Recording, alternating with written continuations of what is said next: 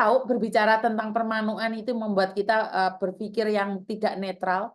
Saya sangat sadar manu itu membuat pikiran jadi melayang dan tidak jelas. Saya tahu manu itu bisa membuat kita itu jatuh, terseok-seok, tapi ya ora kaya ngono to rek. Halo, Halo, selamat malam. selamat malam Mbak. Iku live-ku dimatiin dulu. Kipas anginnya dimatiin Mbak. Oke. Oh, oke, ya. Kipas angin dimatiin, live saya dimatiin, jadi kamu dengar apa yang saya omongkan. Ada apa sayang? Oh, ini Miss Yuni. Sebelumnya selamat malam ya. Selamat malam. Saya minta maaf sebelumnya. Ini nih saya sih pengen mencurahkan isi hati saya. Mudah-mudahan dengan saya curhat dengan Miss Yuni sedikit plong pemikiranku ya Miss. Kenapa sayang? Tentang apa? Gini, saya kan awal mula saya berangkat ke luar negeri ini kan ada masalah dengan suami ya. Waktu itu anak saya masih kelas 4 SD. Sekarang anak saya itu udah university.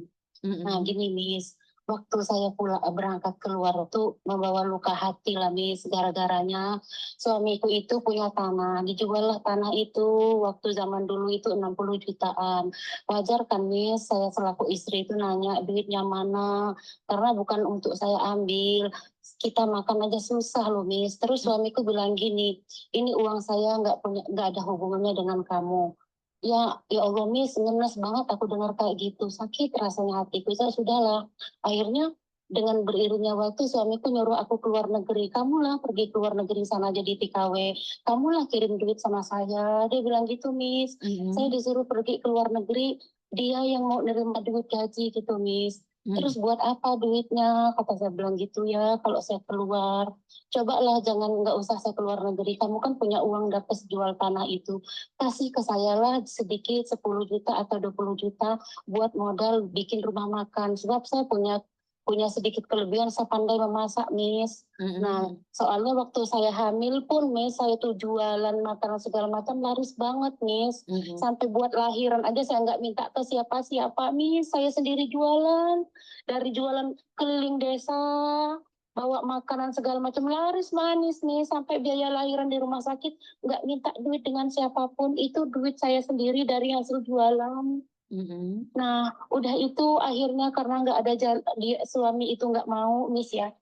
Suami itu nggak mau ngasih duitnya, duit itu Miss diserahin ke orang tuanya semua. Jadi kataku, ya sudah nggak apa-apa, saya pun nggak punya hak sesuai dengan bilangmu tadi, ini uang saya nggak ada hubungannya dengan kamu. Akhirnya singkat cerita saya berangkatlah Miss ke luar negeri sini. Mana? Kamu ada di mana sayang? Sekarang saya ada di Curuan. Oh di Jingwan, di Hong Kong. Oke, terus? Iya. Terus? Iya. Terus karena saya tuh membawa luka, saya berangkat bawa luka ya Miss. Saya prihatin banget. Alhamdulillah lah Miss. Sejak saya pergi sekarang anakku sekarang udah kuliah. Seperak bolong pun nggak ada duit dari suami. Nggak ada sama sekali. Suami nggak ada membiayai hidup, tapi nggak apa-apa saya ikhlas. Sekarang ini Miss, suamiku udah menikah dengan wanita lain, ya nggak apa-apa. Nggak masalah, saya legowo. Tapi saya ini membawa beban untuk anak Miss. Anakku sekarang ini udah kuliah. Tapi saya sudah mulai cerita sih. Pernah anakku bilang begini, saya ini kok nggak ada kasih sayang ya. Dia bilang gitu. Saya uang itu saya terpenuhi dari mama katanya. Apa keinginan saya ada. Tapi saya ini kok nggak ada orang tua. Dia bilang begitu, Miss. Terus saya bilang gini, kamu ada nak, kamu ada orang tua. Ini nama ayah kamu, ini alamat ayah kamu. Silakan datang ke sana. Saya enggak pernah memutuskan silaturahmi antara kamu dengan bapak kamu, tidak sama sekali.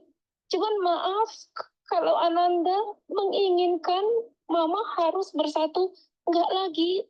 Sudah berlalu. Saya bilang gitu, sudah belasan tahun nak. Saya bilang gitu. Nah, anak saya sekarang universitas dan dia itu tidak pernah mengungkit-ungkit masalah bapaknya lagi. Semenjak dia ngomong kayak gitu, tapi saya nih sekarang ini seperti menanggung beban. Saya harus bercerita seperti apa dengan anak saya itu. Sampai sekarang nih saya 4 bulan nggak ada komunikasi dengan anak saya. Sebab Anakmu saya cowok atau saya cewek, Mbak? Anakmu cowok atau cewek? cowok, cowok. Oke. Terus? Iya, saya ini makanya saya belum mau komunikasi dengan anak saya. Suatu saat mau saya telepon dia, mau saya kasih tahu gitu. Tapi selama ini, Miss, saya nggak pernah salah ngajar. Saya bilang ke anak saya itu, kamu nak setiap habis sholat doakan ayah kamu. Karena bagaimanapun itu adalah ayah biologis kamu. Saya selalu, jadilah kamu anak yang soleh. Sebab kamu nggak akan sukses tanpa doa orang tua. Cuman sekarang ini, Miss, apa yang harus saya lakukan untuk anak saya itu? Anak kamu Dari umur mata, berapa sih? Anak kamu umur berapa sih? sekarang 21 tahun. Oke. Dari dia itu dari, nggak kedengaran Miss ya, Miss? Silakan, silakan. Iya, anak saya itu pisah dengan ayahnya itu dari umur 9 tahun. Oke. Kenapa kamu tidak Iya, mencari ayah baru saja buat dia? saya sudah nikah, Miss. Oke, sudah nikah nih. Iya, Dari dia saya umur berapa? Dari dia umur berapa? baru tahun kemarin saya menikah. Oke. Eh, menurut pendapat saya ya, anak kamu bukan anak kecil lagi. Dia sudah punya naluri. Kalau dia Iya, menikah, dia pun sudah punya anak. Jadi anak umur 21 tahun menurut pendapat saya, tidak ada yang iya, perlu dieksplanasi. Nggak perlu ada sesuatu yang harus dijelaskan. Karena dia akan merasakan kehidupan itu. Tapi jika iya. anak itu merasa kekurangan kasih sayang di saat dia sudah umur 21 tahun, itu ada yang aneh menurut pendapat saya. Ada yang aneh. Kenapa? Iya. Karena anak saya mengalami hal yang sama. Anak-anak saya mengalami hal yang sama. Jadi Iya, dari perceraian, tapi kan kami kembali lagi dalam rumah tangga kami. Jadi menurut pendapat iya. saya, anak kamu lo cowok ya? Cowok ya? Karena saya juga Cowok, punya anak cowok, cowok. Karena saya juga punya cowok. anak cowok. Jika Iya, anak menyalahkan ibunya, maaf banget saya ngomong, lebay. Apalagi seorang laki-laki. Di umur 21, harusnya dia menunjukkan kasih sayangnya pada ibunya. Yang sudah berjuang mati-matian. Bukan dia mencari kesenangan dia, tapi hari ini dia harus menyenangkanmu. Jika di umur ini, di umur 21 tahun, dia masih menuntut kesenangan untuk sebuah identitas seorang ayah, bagi saya, ya anak itu kurang lebih nanti besarnya sama kayak bapaknya. Saya minta maaf, bukan saya ingin menghakimi. Karena anak seperti itu sudah tahu mana yang wajar, mana yang tidak wajar. Kecuali anakmu masih SMP, SMA, SD, itu saya nah, masih bisa mengerti. Anak nah sudah ini kuliah loh. Anak udah umur ya, 21 tahun. Mau jadi apa? nah ini Miss yang saya bilang kemarin, Miss. Saya kan kemarin itu, saya kan baru 1 bulan yang lalu saya pulang, Miss ya, pulang ke Indonesia. Nah terus itulah yang 3 bulan yang lalu, sebab ini bulan terakhir ini saya nggak ngomong dengan anak saya setelah saya menjumpai dia. Terus saya bilang gini sama anak saya, nak, kata saya, sepertinya kok karakter kamu ini 100% kamu berkiblat ke ayah kamu. Saya bilang gitu. Ayo, maaf, lebay bagi saya. Iya Kenapa? betul, Miss. Kenapa? Anak sudah umur 21 tahun, bukannya dia datang dan mengatakan pada ibunya, "Ibu, terima kasih karena engkau berjuang sendiri tanpa ayah saya. Ibu, terima kasih engkau sudah membesarkan saya secara pribadi. Ibu, terima kasih. Sekarang saya sudah kuliah." Harusnya itu yang keluar dari mulutnya dia. Dia menikah, dia tidak perlu sambungan dari ayahnya. Kalau dia seorang perempuan, saya masih bisa mengatakan wajar karena seorang anak perempuan itu adalah anak kesayangan dari ayah. Tapi kalau laki-laki umur 21 tahun menuntut ibunya yang sudah berjuang, ibunya yang selama ini jadi pembantu di luar negeri, maaf, saya tidak akan pernah simpati pada anak-anak seperti ini. Hari ini kamu masih sehat, hari ini kamu masih punya uang, hari ini kamu masih bekerja. Anakmu pun tidak tahu bagaimana caranya berterima kasih pada orang tuanya. Saya nggak tahu kalau kamu sakit, apakah dia akan mencintaimu seperti engkau mencintainya. Nah, makanya dari itu, Miss, setelah saya begini, Miss ya, saya tuh mulai berpikir. Nah, jadi ada beberapa aset saya, Miss ya. Akhirnya saya mengatasnamakan nama saya, Miss. Iya, itu nggak salah, Iya, nggak salah. karena saya sudah mulai melihat gejala ini gitu loh, Miss. Saya ini Miss, gimana sih ya, namanya itu anak kandung. Saya tuh hati saya teriris gitu, kenapa kok saya masih disalahkan gitu ya. Kenapa kok perceraian itu saya disalahkan gitu. Kalau andai katanya dia tidak terpenuhi secara materi, Mbak, sebentar, mungkin sebentar. Saya tidak ya, setuju dengan apa yang kamu katakan karena perceraian itu. Dia sudah dewasa. Jadi itu bukan alasan. Saya tidak bisa terima seorang anak laki-laki yang harusnya di umur dia yang sudah kuliah, hari ini dia melindungimu.